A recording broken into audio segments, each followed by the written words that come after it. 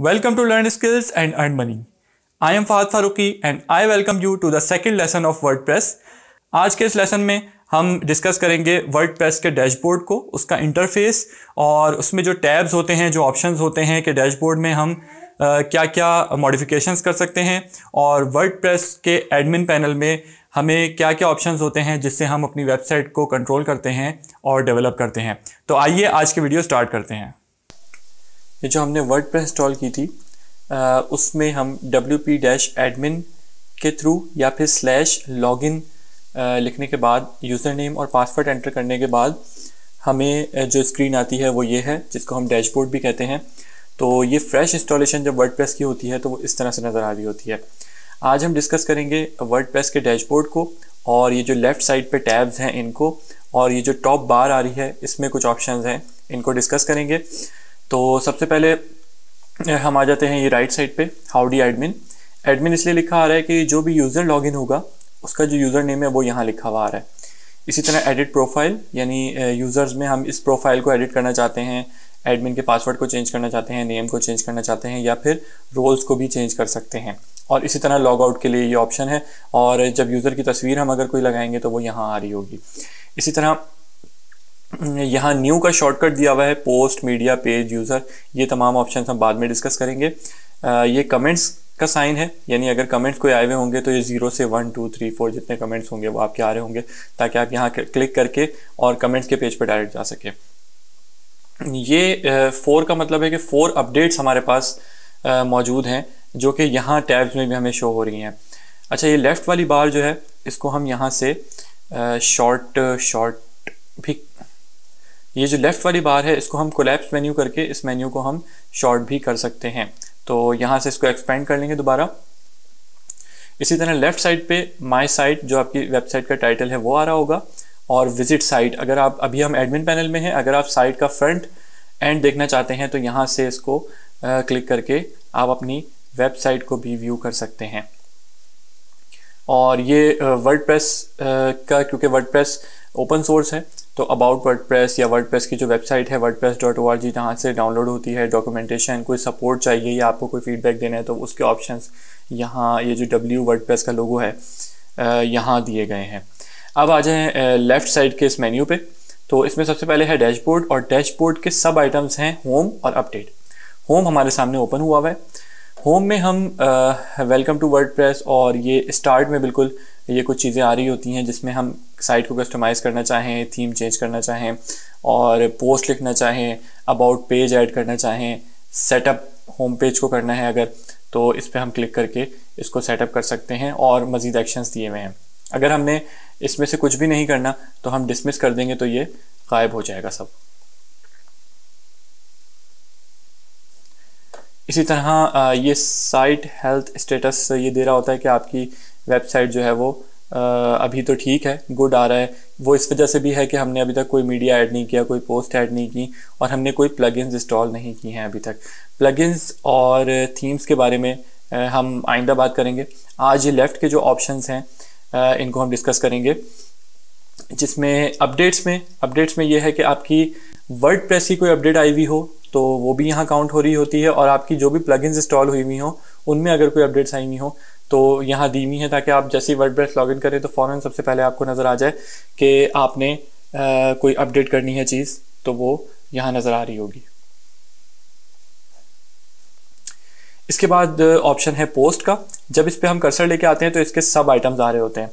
Post पे click करेंगे तो पोस्ट का पेज आ जाएगा, यानी आपकी जितनी भी पोस्ट होंगी वो यहाँ शो हो रही होंगी।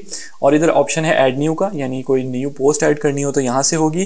कैटेगरीज़ को मैनेज करना है या ऐड करना है तो वो यहाँ क्लिक करेंगे, और इसी तरह टैग्स को अगर मैनेज करना चाहें तो वो हम यहाँ क्लिक करेंगे।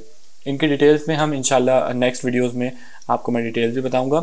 इसके बाद मीडिया है, मीडिया पे क्लिक करेंगे तो मीडिया लाइब्रेरी या फिर ऐड न्यू मीडिया आपने अगर करना हो तो मीडिया में हमारे ऑडियो और वीडियो और इमेजेस जो भी हैं वो सारे सेव हुए होते हैं, वहाँ से हम इसको मैनेज कर सकते हैं। इसी तरह पेजेस का ऑप्शन है। पेजेस में भी अगर हमने पेजेस देखने हैं तो ऑल पेजेस पे क्लिक करेंगे, जितने पेजेस क्रिएट हुए होंगे वो सारे यहाँ आ जाएंगे, और ऐड न्यू पे क्लिक करेंगे तो हम नया पेज क्रिएट करेंगे। पेजेस के बारे में भी डिटेल हम पूरी एक वीडियो में सीखेंगे। कमेंट्स, जैसे कि फेसबुक या सोशल मीडिया पे हमारे कमेंट्स आ रहे होते हैं, या आपने ब्लॉग्स की वेबसाइट पे देखे होंगे कि नीचे ब्लॉग के नीचे कमेंट का ऑप्शन होता है, तो वही हम अपनी वेबसाइट में कमेंट्स का ऑप्शन दे सकते हैं। तो वहाँ से जो भी कमेंट्स हमारे पास आ रहे होंगे वो सब यहाँ हमें शो हो रहे होंगे। हम उसको अप्रूव भी कर सकते हैं, उनको डिलीट भी कर सकते हैं, और उनको अगर हमने ऑप्शन सेलेक्ट किया हुआ है कि कमेंट आ जाए और फिर हम अगर अप्रूव करें तो वो लोगों को शो हो, अगर अप्रूव नहीं करें तो वो हमारे पास सिर्फ एडमिन पैनल में शो हो रहा होगा। तो यहाँ से हम कमेंट्स को मैनेज कर सकते हैं। इसी तरह अपीयरेंस में जो आपकी विजुअली अपीयरेंस है वेबसाइट की, वो यहाँ से मैनेज होती है। इसको भी इंशाल्लाह हम डिटेल में पढ़ेंगे। इसमें सबसे पहले थीम्स हैं, फिर उसके बाद कस्टमाइजेशन है थीम की और इमेजेस वगैरह की। इसी तरह फिर विजेट्स हैं, विजेट एक ऑप्शन होता है। इसी तरह मेन्यूज़ को हम यहाँ से मैनेज करते हैं, और वेबसाइट का कोई बैकग्राउंड कलर वगैरह, बैकग्राउंड इमेजेस हम यहाँ से सेलेक्ट करते हैं। इसी तरह थीम एडिटर में हमें ये ऑप्शन मिलता है कि जो हमारी थीम इंस्टॉल हुई हुई है उसके बैक एंड पे जाके हम कोडिंग में कोई चेंज करना चाहें तो वो हम थीम एडिटर में कर सकते हैं। थीम एडिटर के ऑप्शन में हमारे पास जो हमारी थीम होती है उसमें जितनी भी बैक एंड की फाइल्स हैं, CSS कोड्स हैं या PHP की फाइल्स हैं, जो भी हमारी फाइल्स हैं उनमें हम कोड में चेंजेस कर सकते हैं यहाँ से जाके। और दूसरा ऑप्शन हमारे पास होता है कि हम अपने cPanel के फाइल मैनेजर में जाएं और वहाँ जाके हम इस कोड को चेंज कर दें। लेकिन वर्डप्रेस ने ये हमें यहाँ फाइल्स दी हुई होती हैं, यहाँ से भी हम इसके कोड को चेंज कर सकते हैं। यहाँ से फाइल ब्राउज करके और कोड को चेंज करके अपडेट फाइल करेंगे तो हमारा कोड अप्लाई हो जाएगा। इसी तरह ये प्लगइन्स को मैनेज करने का ऑप्शन है। इस मेन्यू में हम इंस्टॉल्ड प्लगइन देख सकते हैं, ऐड न्यू करना चाहें तो वो कर सकते हैं। और इसी तरह प्लगइन एडिटर में भी प्लगइन्स की जो बैकएंड की फाइल्स होती हैं जो यहाँ नज़र आ रही हैं, यहाँ से आप प्लगइन सेलेक्ट करते हैं और उसकी फाइल्स यहाँ शो हो रही होती हैं। तो प्लगइन में भी अगर आप कोड में जाके कोई बैकएंड पे चेंजेस करना चाहें तो वो उसका भी ऑप्शन यहाँ मौजूद है। इसी तरह फिर यूज़र्स हैं। यूज़र्स में एडमिन, अभी हमने एक यूज़र क्रिएट किया हुआ है और इसका रोल जो है वो एडमिनिस्ट्रेटर है, यानी ये तमाम चीज़ें मैनेज कर सकता है और फाइल्स भी डिलीट कर सकता है और यूज़र्स भी क्रिएट कर सकता है। इसी तरह यहाँ रोल दिए जाते हैं, हम सेलेक्ट करके रोल चेंज भी कर सकते हैं और कोई नया यूज़र हम ऐड भी कर सकते हैं और उसको लिमिटेड राइट्स भी दे सकते हैं और एडमिनिस्ट्रेटर की राइट भी दे सकते हैं। इसी तरह यूज़र को ऐड करने का ऑप्शन एक यहाँ भी है और एक हमारे पास यहाँ भी दिया गया है। प्रोफाइल का ऑप्शन है जो हम यहाँ राइट साइड पे देख चुके हैं कि यहाँ से भी एडिट प्रोफाइल आप कर सकते हैं और ये मेन्यू में आके यहाँ से भी प्रोफाइल आप एडिट कर सकते हैं। इसी तरह टूल्स हैं। टूल्स में इंपोर्ट का ऑप्शन है। जो भी हमारे पास टूल्स अवेलेबल होंगे वो हमारे यहाँ शो हो रहे होंगे। उसके बाद इंपोर्ट का ऑप्शन है, अगर हम यहाँ इंस्टॉल करना चाहें, ये वर्डप्रेस ने खुद दिए हुए हैं जिनको हम इंस्टॉल कर सकते हैं। टूल्स में जो हमने अगर इंस्टॉल किए हुए हैं कोई टूल्स तो वो यहाँ शो हो रहे होंगे। इसी तरह इंपोर्ट में वर्डप्रेस ने हमें दिए हुए हैं कि हम यहाँ से इंस्टॉल कर सकते हैं कि ब्लॉगर टूल है जो पोस्ट, कमेंट्स और यूज़र्स को इंपोर्ट करता है। ब्लॉगर जो गूगल का ब्लॉग होता है, अगर वहाँ से आप इंपोर्ट करना चाहें। इसी तरह कहीं कैटेगरीज़ को टैग्स में कन्वर्ट करना चाहें और टैग्स को कैटेगरीज़ में, तो उसके लिए हम यूज़ कर सकते हैं। ये इसी तरह बाकी हमारे पास ऑप्शंस दिए हुए हैं। इसी तरह एक्सपोर्ट का है कि हमारी जो वर्डप्रेस की पोस्ट, पेजेस, मीडिया हैं उनको हम एक्सपोर्ट कर सकते हैं और किसी और वर्डप्रेस में इंपोर्ट भी कर सकते हैं, वो भी टूल्स में जाके। तो ये एक ऑप्शन दिया हुआ है। इसी तरह साइट हेल्थ का ऑप्शन है। इसमें कोई अगर आपके साइट में इश्यूज़ हैं, कोई सिक्योरिटी इशू है, जैसे ये देखें, you should remove inactive plugins, यानी अगर आपने प्लगइन को इनएक्टिव की हुई है तो उसको रिमूव कर दें, वो ज़्यादा बेहतर रहेगा आपकी सिक्योरिटी के लिए। और इसी तरह इनएक्टिव थीम्स, यानी अगर आप कोई थीम्स, जाहिर सी बात है एक वक्त में एक ही थीम यूज़ होती है, तो इनएक्टिव थीम्स को आप रिमूव कर दें, ये रिकमेंडेशन दे रहा है। और इसी तरह कोई परफॉर्मेंस के लिए ये कह रहा है कि आप कोई मॉड्यूल जो है वो यूज़ कर लें, तो उससे जो है परफॉर्मेंस आपकी बेहतर हो जाएगी। परफॉर्मेंस के बारे में भी हम आगे इसमें डिटेल से सीखेंगे। एक्सपोर्ट पर्सनल डाटा का ऑप्शन है। इसमें ये होता है कि जितने भी आपके यूज़र्स हैं उनका डाटा आप एक्सपोर्ट कर सकते हैं, और इसी तरह अगर इरेज करना चाहें आप पर्सनल डाटा तो वो भी यहाँ से कर सकते हैं। इसके बाद आ जाता है सेटिंग्स का ऑप्शन। सेटिंग्स में हम जनरल सेटिंग्स में साइट टाइटल, टैगलाइन और वेबसाइट का URL यहाँ से हम चेंज भी कर सकते हैं, लेकिन अगर इसको यहाँ से आप चेंज करेंगे और फाइल्स चेंज नहीं होंगी तो वेबसाइट में एरर आ जाएगा। यहाँ से एडमिनिस्ट्रेशन का ईमेल चेंज कर सकते हैं। ये जो ऑप्शन है ये चेक है, एनीवन कैन रजिस्टर, ये हम यूज़ करते हैं जब हमारी वेबसाइट में लॉगिन की या रजिस्टर की, जैसे कोई शॉप हम बना रहे हैं तो उसमें कस्टमर जब आएगा वो अपनी डिटेल्स देकर रजिस्टर करेगा, तो वो अगर हम रजिस्ट्रेशन ओपन करते हैं तो ये इस चेक को टिक करना ज़रूरी है। अगर ये नहीं करेंगे तो हमारी रजिस्ट्रेशन सक्सेसफुल नहीं होगी। इसी तरह न्यू यूज़र का डिफ़ॉल्ट रोल यहाँ सेलेक्ट कर सकते हैं कि आपने न्यू यूज़र क्रिएट करना है तो वो क्या हो, तो वो हम यहाँ से सेलेक्ट कर सकते हैं और वहाँ से चेंज भी कर सकते हैं हम जाके। इसी तरह लैंग्वेज है और टाइम जोन है, ये हम यहाँ से सेलेक्ट कर सकते हैं कि आपकी वेबसाइट ज़्यादातर किस एरिया में देखनी है तो वहाँ का टाइम जोन यहाँ आ रहा होगा।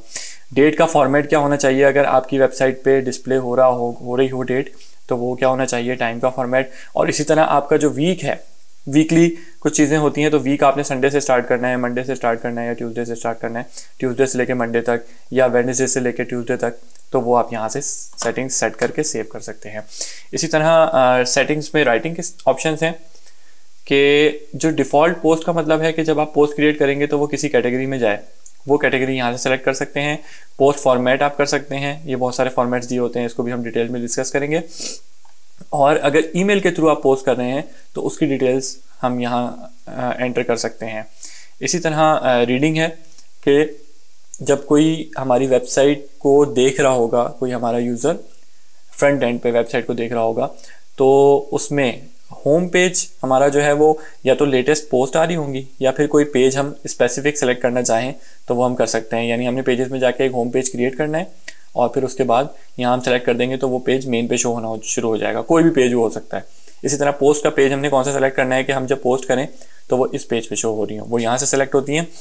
इसी तरह ब्लॉग का जो पोस्ट हो उसमें कितनी पोस्ट शो हो, ये हमें थीम में भी ऑप्शन मिल जाते हैं और यहाँ वर्डप्रेस ने भी दिए हुए हैं। डिस्कशन में हम मैनेज करते हैं कमेंट्स को, उसके सारे ऑप्शंस यहाँ दिए गए हैं। यहाँ से आप अपने कमेंट्स की मॉडरेशन वगैरह, उसमें जितने भी चेक रखना चाहें, जो भी सेटिंग्स हो वो यहाँ से आप कर सकते हैं। मीडिया मैंने जैसे पहले भी बताया कि मीडिया में हमारा वीडियो, ऑडियो और जितने भी इमेजेस हैं वो सब आ जाते हैं। वर्डप्रेस क्या करता है, जब हम एक इमेज अपलोड करते हैं तो उसमें थंबनेल का साइज सेट करता है, मीडियम साइज इमेज सेट करता है और लार्ज साइज इमेज सेट करता है और ओरिजिनल साइज रखता है। तो एक इमेज से वो ये 3 इमेजेस बना देता है और सेव कर लेता है। इसका सबसे बड़ा फ़ायदा ये होता है, ये इसलिए इसमें किया गया है कि जब आपकी वर्डप्रेस की वेबसाइट खुल रही है तो थंबनेल जो है वो जल्दी से लोड हो जाएगी, लार्ज साइज इमेज लोड होने में टाइम लगाएगा और थंबनेल साइज ये आपकी वेबसाइट की परफॉर्मेंस में बेहतरी के लिए किया जाता है। तो इसको आप मैनुअली यहाँ से एडजस्ट कर सकते हैं। परमालिंक्स है, परमालिंक्स बहुत इंपॉर्टेंट है। परमालिंक्स जो आपका ब्लॉग या आपके पेज का जो यहाँ टाइटल आ रहा होता है वो होते हैं, उसके आप यहाँ से सेटिंग कर सकते हैं। फॉर एग्जांपल प्लेन है तो प्लेन में ये इसकी आईडी आ रही होगी। इसी तरह डे एंड नेम है तो डे, ये ईयर, मंथ, डे और फिर उसके बाद पोस्ट का नाम आ रहा होगा। इसी तरह मंथ और नेम के हिसाब से आ रहा होगा, न्यूमेरिक है, और या फिर पोस्ट का जो नाम रखा है ना आपने उसी का उसका परमालिंक जनरेट होके यहाँ शो हो रहा होगा। उसके अलावा आप कस्टम स्ट्रक्चर भी कर सकते हैं, यहाँ से टैग्स यूज़ करके hour, minute, second, post ID, post name आप करके इसको कस्टम भी बना सकते हैं। नॉर्मली जो परमालिंक सेटिंग्स होती हैं वो बाय डिफ़ॉल्ट तो प्लेन पे होता है सेट हुआ हुआ, लेकिन हमने इसको पोस्ट नेम पे करना है। पेजेस और पोस्ट का जो भी नाम रखा जाएगा वो यहाँ हम सेट करेंगे। ये रिकमेंडेड है क्योंकि एसईओ में भी ये वर्ड्स यूज़ हो रहे होते हैं तो वो यहाँ वर्ड इसमें शो हो रहे होंगे। लास्ट ऑप्शन है प्राइवेसी का, जो वर्डप्रेस की तरफ से प्राइवेसी सेटिंग्स दी हुई हैं वो यहाँ से आप यूज़ कर सकते हैं और प्राइवेसी पॉलिसी का कोई पेज भी आप क्रिएट करके यहाँ से यूज़ कर सकते हैं। जो हमारी वेबसाइट पे प्राइवेसी पॉलिसी होनी ज़रूरी है वो एडसेंस के लिए भी रिकमेंडेड है और वैसे भी हमारी वेबसाइट पे होनी चाहिए। उम्मीद है आपको आज का लेसन समझ आया होगा। अगर इस लेसन के हवाले से कोई भी क्वेश्चन आपका हो तो वो आप कमेंट सेक्शन में कर सकते हैं, और अगर आपने अभी तक चैनल को सब्सक्राइब नहीं किया तो सब्सक्राइब कर दीजिए और बेल आइकन को प्रेस कर दें ताकि हर नई आने वाली वीडियो का नोटिफिकेशन आपको मिल सके।